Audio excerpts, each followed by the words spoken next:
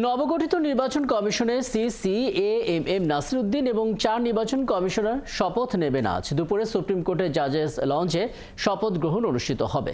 তাদের শপথ বাক্য পাঠ করাবেন প্রধান বিচারপতি ডক্টর সৈয়দ রেফাত আহমেদ। শপথের পর সিসি এবং নির্বাচন কমিশনাররা কমিশনে গিয়ে দায়িত্ব গ্রহণ করবেন। নবগঠিত নির্বাচন কমিশনের সিসি হচ্ছেন অবসরপ্রাপ্ত সচিব এএমএম নাসির উদ্দিন।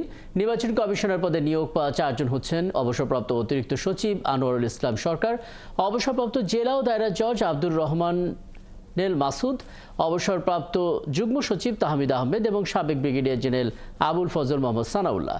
গত বৃহস্পতিবার 5 সদস্যের নতুন নির্বাচন কমিশন নিয়োগ দেন রাষ্ট্রপতি মোহাম্মদ শাহাবুদ্দিন। সুশীল সমাজের নাগরিকদের সাথে বৈঠক করছে নির্বাচন ব্যবস্থা সংস্কার কমিশন। এ নিয়ে আরো খবর জানাতে আমাদের সঙ্গে যুক্ত হচ্ছেন সহকর্মী মনিবিল্লাত। মনির, প্রথমত একটু বলবেন আসলে বৈঠকটি কোন পর্যায়ে আছে? কারণ একটু আগে আমরা শুনছিলাম ইলিয়াস কাঞ্চন, তিনি কথা বলছিলেন, তিনি আসলে মূলত কি বললেন সেটি একটু জেনে নিতে চাই। বৈঠকে সুশীল সমাজের কোন কোন প্রতিনিধি দেখেছেন আরও একবার একটু জেনে নেব আর কি। দেখুন, 10:30টার পরেই বৈঠকটি শুরু হয়। সেখানে আমরা দেখছিলাম যে বিশ্ববিদ্যালয়ের শিক্ষকরা আছেন, নিরাপদ সড়ক আন্দোলনের যিনি কর্মী এবং চলচ্চিত্র ব্যক্তিত্ব ইলিয়াস কাঞ্চন তিনি ছিলেন।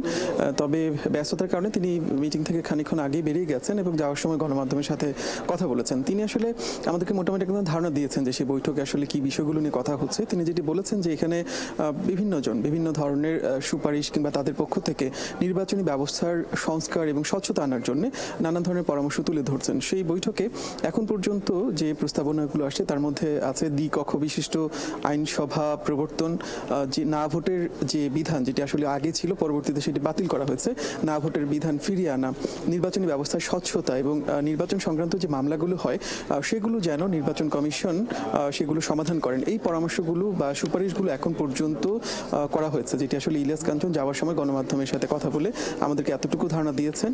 তবে তারা এই যে কমিশন যেটি রয়েছে সংস্কার কমিশন, তারা তাদের বক্তব্য শুনবেন এবং শোনার পর চূড়ান্তভাবে তাদের প্রতিবেদন কিংবা তাদের যে সুপারিশগুলো রয়েছে সেগুলো তারা তুলে ধরবেন। বৈঠকটি এখন পর্যন্ত চলছে। আমরা ধারণা করছি যে বৈঠক শেষে কমিশনের যিনি প্রধান রয়েছেন বদিউল আলম মজুমদার, তিনি হয়তো গণমাধ্যমের সাথে কথা বলতে পারেন।